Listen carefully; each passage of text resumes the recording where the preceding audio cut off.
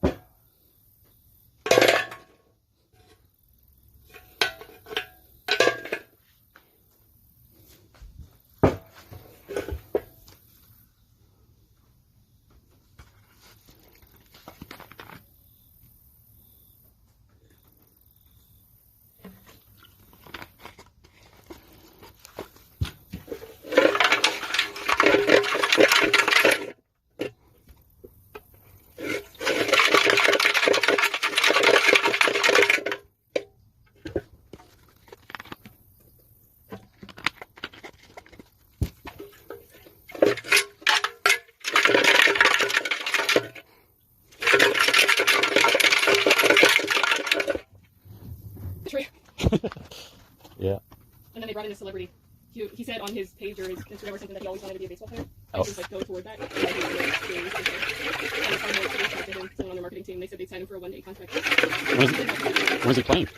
Well, hey, thanks so much for watching. If you watched this far, make sure to subscribe. Like I said, I have over 1,000 videos on here, and 90% of them are about small engine repair. It's lawnmowers, trimmers, blowers. I try to stay away from two-cycle stuff anymore, but zero-turn mowers, walk-behind commercial mowers, residential lawnmowers, you name it, impactors, hedgers, gas-powered, and aerators, all kinds of stuff.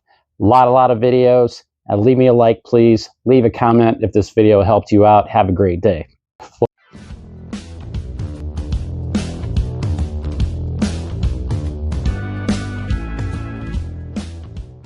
Switch on. It's already warmed up. Don't really have to, shouldn't have to choke it.